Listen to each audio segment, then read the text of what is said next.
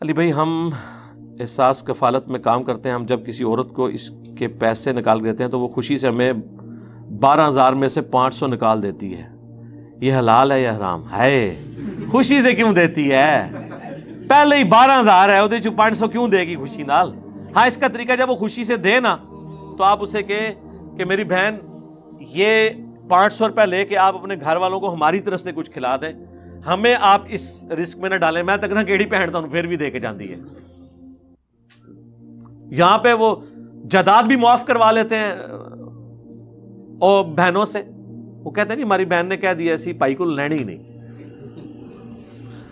پہن دے بچیاں کو پوچھو کہ پائی کو لینی کہ نہیں، وہ کہیں گے دی چمڑی بھی مامے دی لا کے لواں گے، ایسی دی تیسی دی.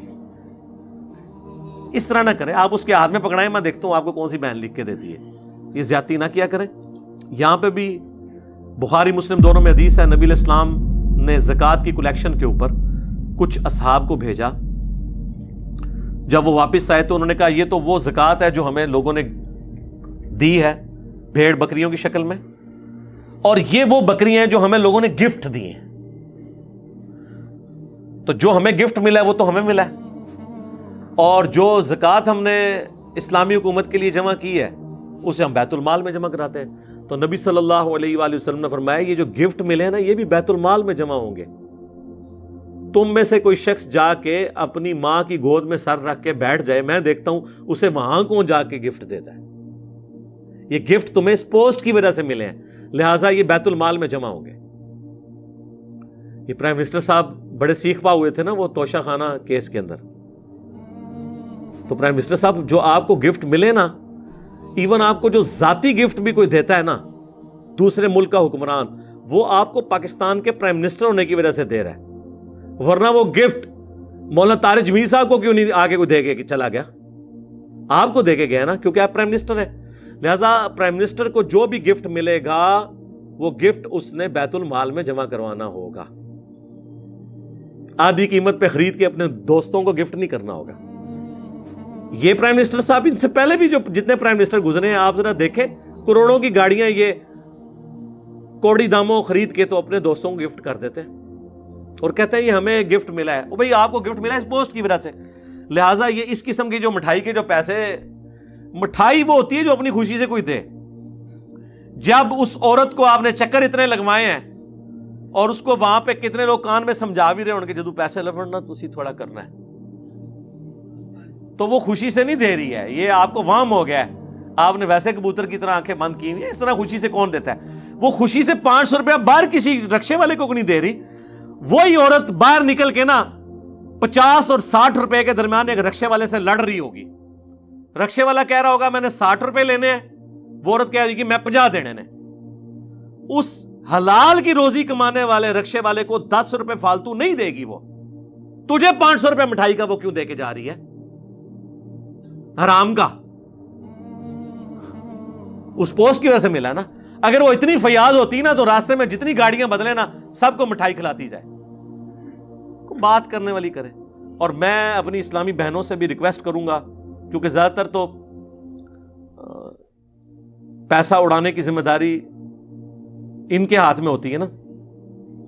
وہ اگلے دن ایک پوسٹ بھی لگی ہوئی تھی، وہ اسلام میں تو آیا نا بخاری مسلم میں کہ اوپر والا ہاتھ نیچے والے ہاتھ سے بہتر ہے. اوپر والے ہاتھ یعنی حضور نے مثال کے طور پہ یعنی خرچ کرنے والا نیچلے والا مانگنے والا ہوتا ہے. تو انہوں نے ایک پوسٹ بنائی ہوئی تھی، ایک ہاتھ تھا جو بالکل کالا سیاہ ہوا ہوا جس کے اوپر نشان پڑے ہوئے مزدوری کی وجہ سے.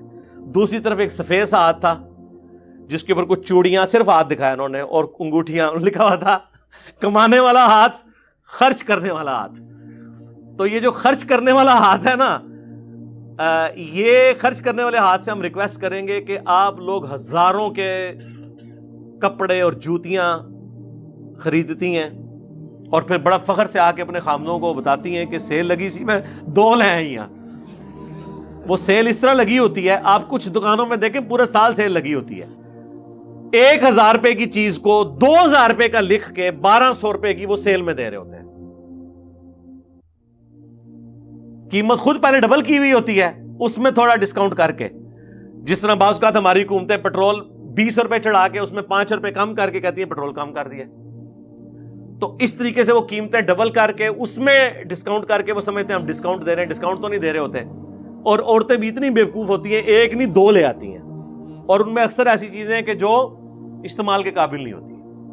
میں تو اپنی وائف کے ساتھ خود جاتا ہوں شاپنگ کے لیے، میں نہیں یہ مذاق رکھا، اور پورا میں کہتا ہوں بھائی یہ بتا، پہلے تو میں کہتا ہوں بناؤ لسٹ کیا لے کے آنا ہے، ٹھیک ہے، روٹ طے کریں گے، پھر یہ جسٹیفائی کرو یہ چیز کیوں چاہیے، پھر اگلی بات ہوگی. یہ نہیں کہ دو لے آئی ہیں، کیوں لے آئی ہیں بھائی؟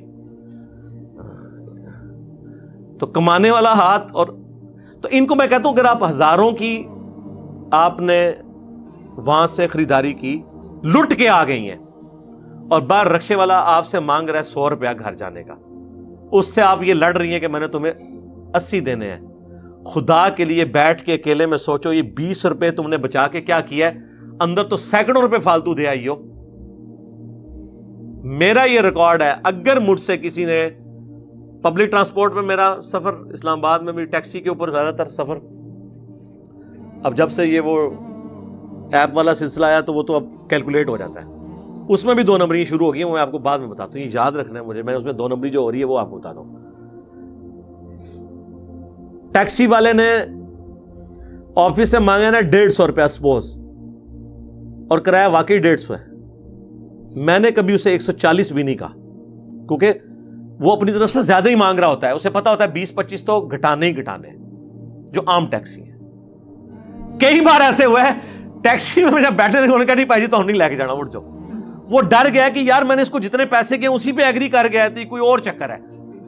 ہاں، حالانکہ میں جنرلی اس لیے بیٹھتا ہوں کہ یار اس نے مناسب کرایہ مانگا ہے، میں اس کو کام نہیں کرواؤں گا. مجھے پتا ہے کہ یہ اتنے کلومیٹر ہے، اتنا اس کا پیٹرول لگنا ہے، اور میں پچھلے اتنے سالوں سے اس روٹ پہ آ رہا ہوں. ہر بندے کو پتا ہوتا ہے نا اس روٹ پہ پہلے 40 روپے تھا، 50 روپے کرایہ ہو گیا، اب 60 روپے ہو گیا ہے. تو اب ایک بندے نے ایمانداری سے مجھ سے جائز پیسے مانگے ہیں تو میں کیوں اس سے کام کرواؤں؟ تو کئی بار تو انہوں نے مجھے اتار دیا ہے. پھر میں نے کہا یار بھائی میں نے کام اس لیے نہیں کروایا کہ میں اتنا ہی دے کے جاتا ہوں، تم نے مانگے ہی مناسب ہے. اگر تم مجھ سے 200 مانگتے تو میں تمہیں 150 کہتا، اب تم نے مانگی 150 ہے تو میں تمہیں 140 نہیں کہوں گا، کیونکہ مجھے پتا یار مجھے کیا فرق پڑ رہا ہے اس سے. یہ تھوڑے سے پیسے بچا کے میں نے کیا کرنا ہے؟ ایک غریب بندے کی حوصلہ افزائی ہونی چاہیے نا.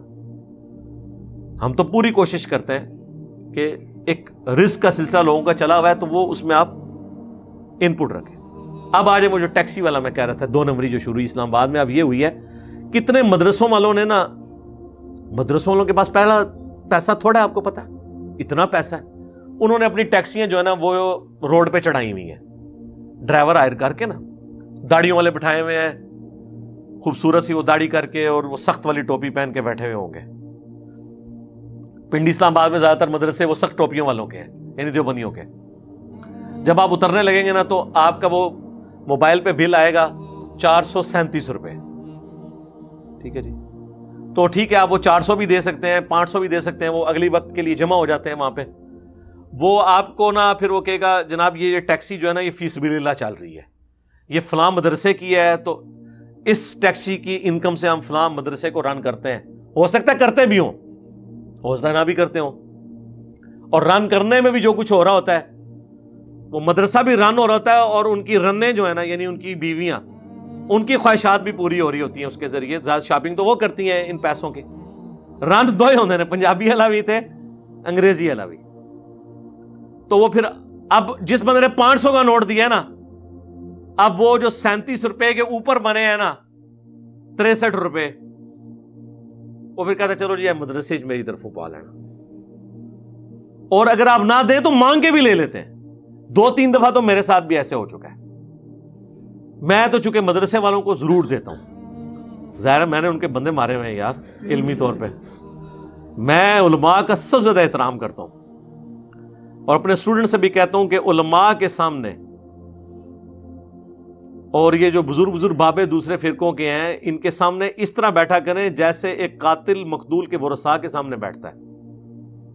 کیونکہ آپ نے تو، آپ وہ قاتل ہیں کہ ان کی پوری نسل آپ نے قتل کی ہے.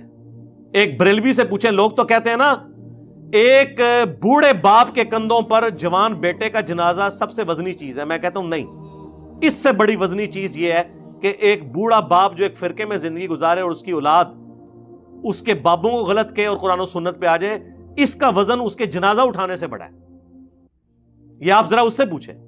ظاہر ہے جی وہ بابا جب یہ سمجھ رہا ہے کہ میرے علاوہ سارے فرقے جہنمی ہیں، اور جو نبی علیہ السلام کے لیے وہ عقیدے نہ رکھے، اللہ کے لیے وہ عقیدے نہ رکھے جو میرے بابوں نے بتائے ہیں، وہ دوست کیا اور پوری زندگی اس بابے نے ان کے پیچھے نماز بھی نہیں پڑھی، اب اس کا بیٹا وہی کچھ ہو گیا ہے، تو آپ کیا سمجھیں گے؟ اس کی تو بیٹا مر گیا نا. تو ہمیں تو اللہ کے فضل سے روزانہ اس طرح کی بدوائیں پتہ چلتی ہیں ہمیں جو لوگ دیتے ہیں.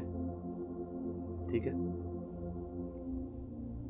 تو اب آپ نے چونکہ ان کے بندے مارے ہوئے ہیں علمی طور پہ، حالانکہ اس کے بعد آپ نے ان سے کچھ چندہ نہیں اٹھایا، لیکن پھر بھی معصوم بن کے رہے. کولڈ وار ان کے ساتھ. یہاں جتنے علماء آتے ہیں میں اینڈ پہ کہتا ہوں سب کو میری طرف سے مشکات شریف فری، صرف علماء اور ائمہ مساجد کو ایک دفعہ، یہ نہیں جتنی دفعہ آئیں گے تو مشکات فری، ایک دفعہ فری. تو ہم تو بڑا علماء کی قدر کرتے ہیں الحمد